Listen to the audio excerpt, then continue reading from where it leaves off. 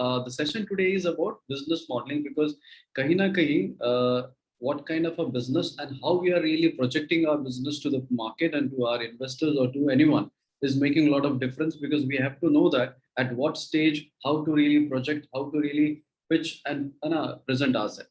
So एक थोड़ा सा बेसिक नॉलेज लेते हैं जब हम बिजनेस मॉडल डेवलप कर रहे हैं या बिजनेस मॉडल स्ट्रक्चर कर रहे हैं कहाँ से शुरुआत करनी चाहिए. The first stage, since we are all here mostly or majorly we see ourselves more from the perspective that one day I definitely want to raise the money for this company or the startup should get all that resources कि आगे जाके मुझे business को बड़ा करना है. So from my perspective, I am giving this कि ये मेरे लिए criteria. This should be our criteria to decide that where exactly we stand and how we should really start our first step. So prior you start thinking about what is my business model, how I should really portray my business idea, how should I really project my business growth and everything. It's better to identify where exactly we are standing today. So first select that where exactly we stand, because if you select your position based on that, you will understand your priorities and based on that you can really structure and you can prioritize it. कि मुझे इतना ही दिखाएंगे तो भी काफी हो जाएगा.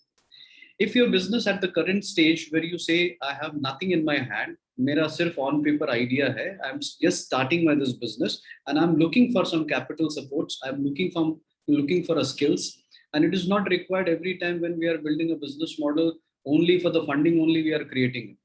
We want to prove ourselves. We want to really go to the market. Maybe even if some people are going to their own parents to take the permission, still you need some clarity. Also, when you are going for your partnership or you're looking for a co-founder, you still need a clarity and you need a right business model to convey.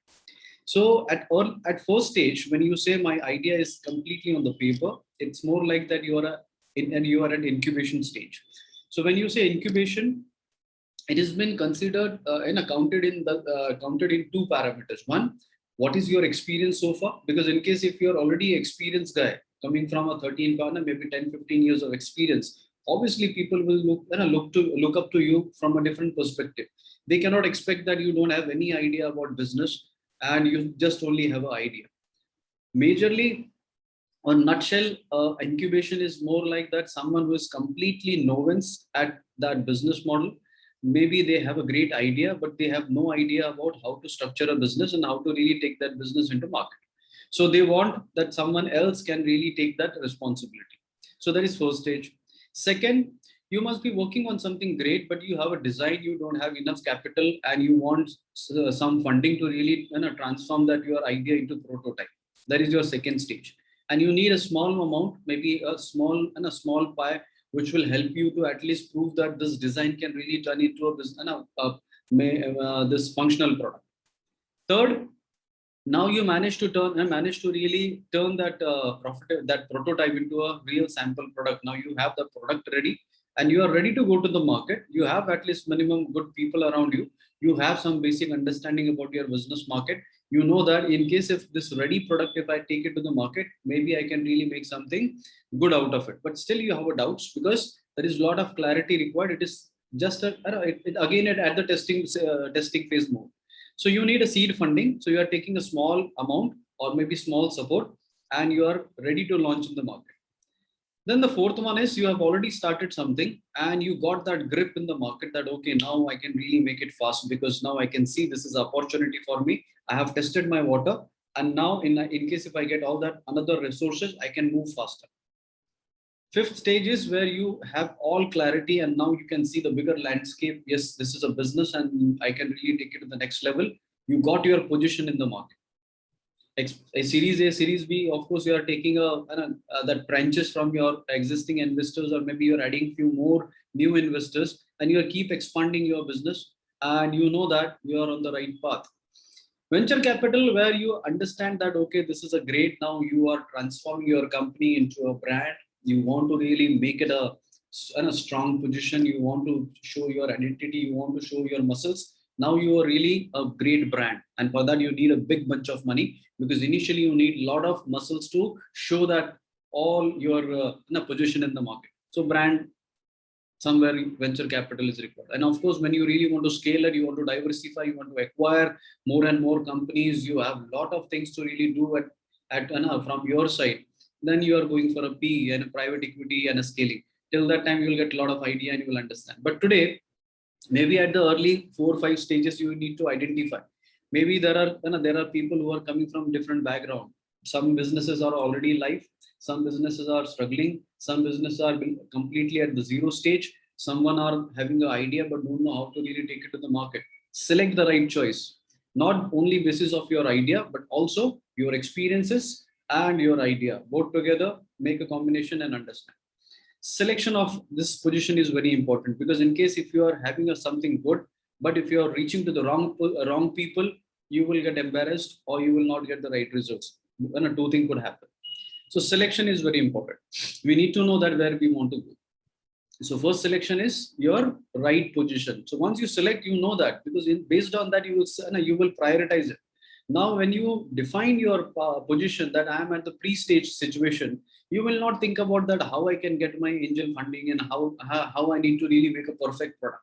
Now your priority is very clear that maybe at the first stage, I have made my mind and I have a first milestone to prove myself that I have a really functional prototype, and I should only focus on that. So priority and milestone is very important. So set that. And to set that, even if at the zero stage, at first stage or 8 stage, in all the stages, I think 4 important things are required. First is your right business model, because when you know that at what stage you are pitching what, your priority and the way you will pitch, everything will get changed. If you are really mature enough to go for angel funding, then obviously you have to show that maturity. You cannot show the similar kind of a presentation which you are showing to the pre-seed funding. Second, your financial model, it should speak. This is on what? At the early first stage, when you are working on a pre-seed, and if your financial model is not perfect, still you will get that leeway, still you will get that exemption. But at the stage of acceleration, at the stage of angel, if you go with a very immature, illogical financial statement, then even if you have a great model business, they will not accept it, because you have you have a great product, but you don't have a right thought process, right direction towards your goal. And third is your valuation model, because now it is something you are saying, I have something great and I want to really give something in return to, because no one is going to do favor to us. We have to accept this fact that whenever we are going for any approach, we have to be, we have to be 100% ready with that great a proposal on the table, which maybe that person should not be expecting, or you have something great to offer. Have that valuation model with you, and then based on that, you can really make a right investor pitch. Investor pitch is nothing but a crux, or maybe a combination of your business model, financial model, and your valuation model. So you're picking the right thing and placing in the right structure and going and making that impact to the customer. Right? So this is your first important stage before you really decide that what exactly business model you need to work.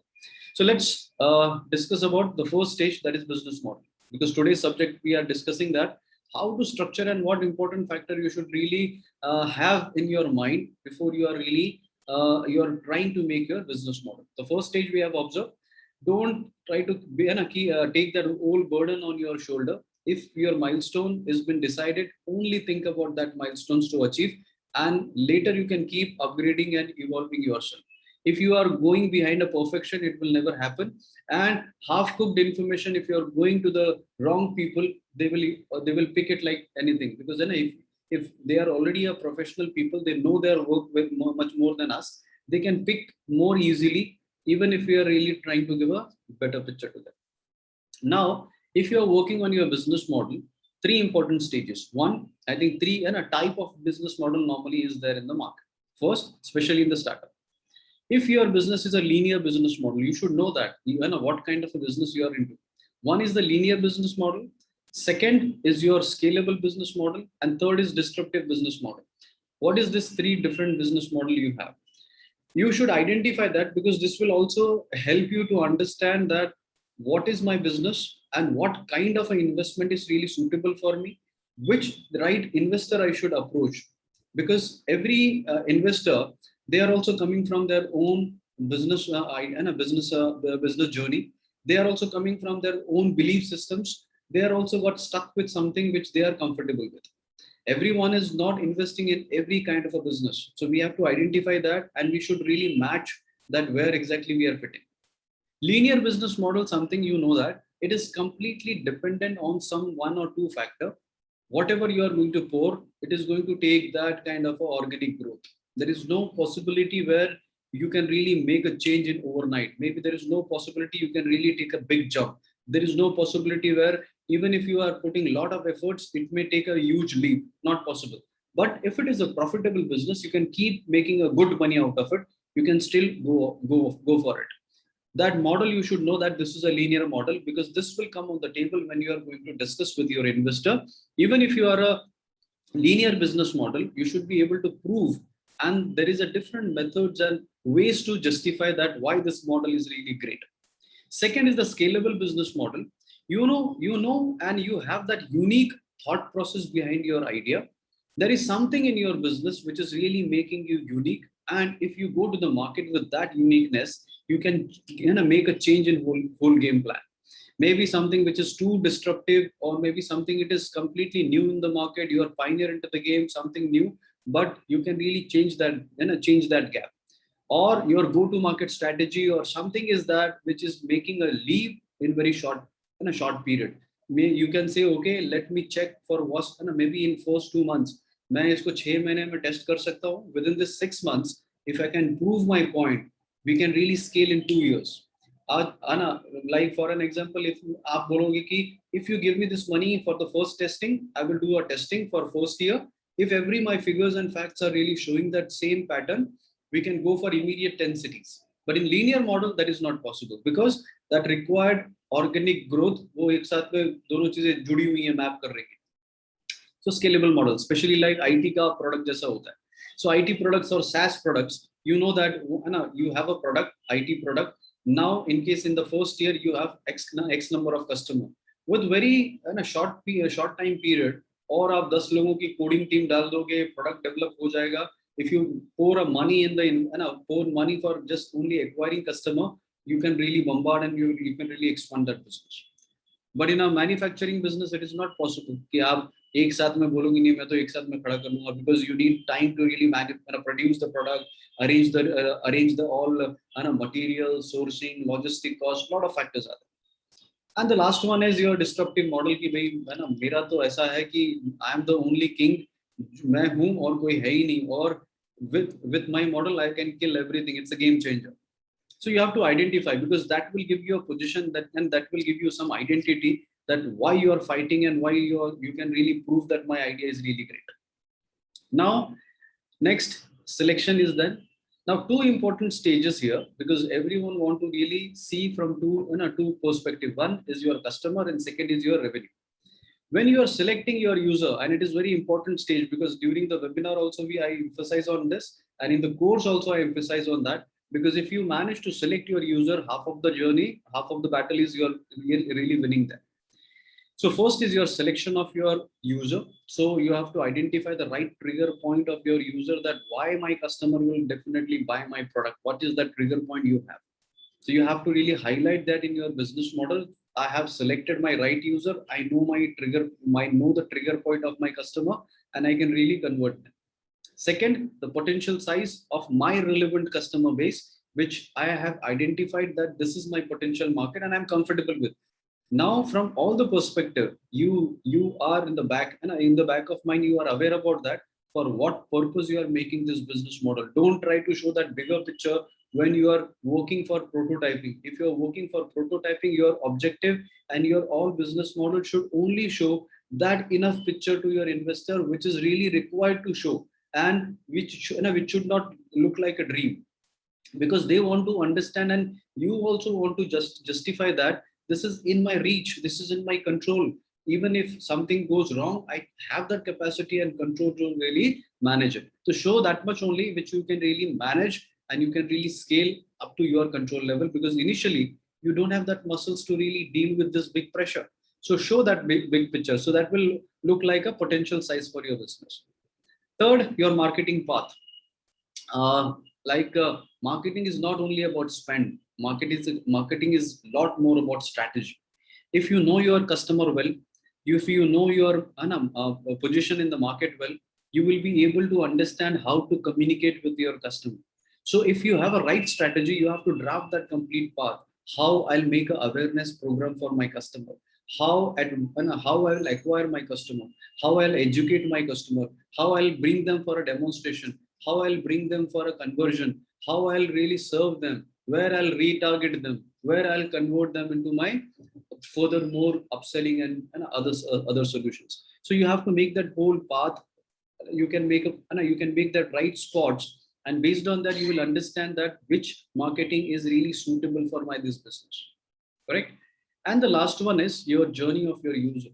When you will draft the whole journey of your user, you will understand that what is my customer, how they behave, how and why I should really speak with him, how I'll really able to retain them, why they will really buy my product, how they are going to really continue with me. So a lot of during this journey you will understand a lot of factor, and if you understand this four important factor, you will be able to justify that I really have a good position and stand in the market. I know my customer well. I know my market very well. I know how to reach them.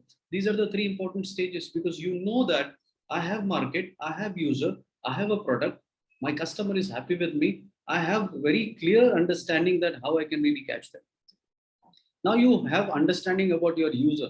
The second important objective is to really show that yes, this is a revenue, and this is something which you can turn into business. That is something called revenue. So revenue is important basis on the sales funnel. No matters that what kind of a customer you have. Maybe and sometimes it seems like that you are talking to customer, you are presenting to customer, but they are not really buying your product. Why? Maybe you are not reaching to them at the right point, at the right position. Maybe you are reaching to your user, but they are not the decision maker. At what position you can really reach to them. So if you draft your sales funnel, you will understand that why they are not the right fit for you, or why they either they don't have an appetite to buy your product, and maybe they are simply feeling great about your idea, but they don't have right and a choice and right appetite to really buy it. So once you will start make a sales funnel, you will start capturing the data, and you will understand that at what stage you are really slipping your customer, and where exactly you need to really make a change and do the corrections to acquire and get the maximum benefit of it. So make a sales funnel, and we have taken a separate lesson for it. Sales sources, list down and understand, because in the business model you have to highlight that who are your that sales sources, your client, your market, your position, and more than that, if you are working on your sales sources, first thing I think before you think about your user, you need to understand and you need to make that very clear to your own self that either my business is a B2C business or B2B business, or a B2M or B2A business. Why? Because when you realize it that if my customer base is too huge and at early stage, neither my strengths are good enough to really reach to them directly, or maybe in a longer term it is not advisable to directly reach because I'm dealing with a very huge customer base. Better I can make the channel partner as a customer to me. The day you will accept that I'm a B2B customer, B2B business model, your approach will completely change, because you will be having a two approach now. One, how to really satisfy your user, and second, you will understand that my channel partner is my customer. I need to really make all that effort which I was thinking about my user. So right trigger point, right potential size, right market path, that is my objective now, because he is my actual customer and he is going to give business and revenue to me. So your approach will completely get changed. So understand that who are the sales sources you have, who are the right sales channel you are is suitable for your business.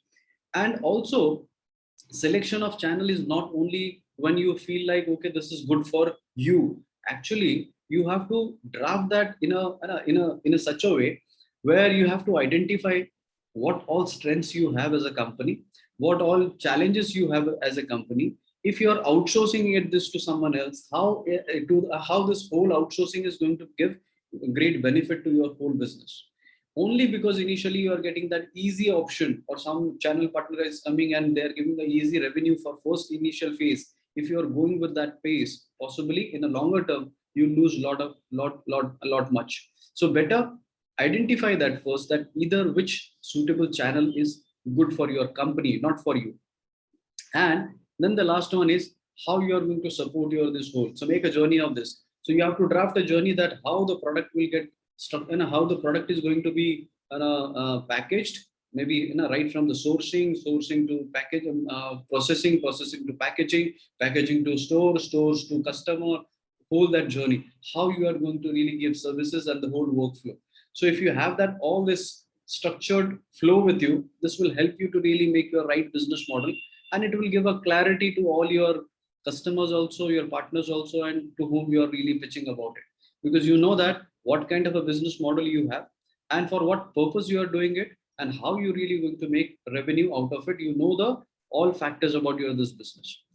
Now, during the development of this whole important three factor you need to really identify, which is really key for your this whole business model. One, you have to identify that which are those important key dependents you have. In case if you are either removing them or if they are not performing, it is really denting your whole business, and you should have 100% very high focus on that. You should not made such kind of a business model which is too dependent on something which, if not performing or not giving support to you, it may collapse. So try to balance it. So identify the key dependent in the whole business model. Second, key validation, because every point what you are trying to justify have some source and validation with that. We have complete program for that. You have to take that all validation. You can go to the experts and take validations. You can go to the market, do the surveys, and get that validations as a proof with you. So if someone is questioning you about all this, they can really agree with you and you can prove it. Because being a lead of your this organization, anything which you are portraying or just putting on the table, it will be challenged, it will be questioned, and you are the one who need to really prove it. So have that validations with you. Third, monitoring methods. Even though if you have something, if you are doubtful about any action, don't worry. But at least you should know that if I'm planning something, if I'm starting with this, I will plan it, I will make a preparation for it, I will go for execution, and after execution, I have a right monitoring method. So even if something goes wrong, I have that method to really get back on the table, do the corrections, modify it. There is nothing in this world which is 100% perfect. Whatever you will start with the perfection, still there has to be 100% better monitoring method.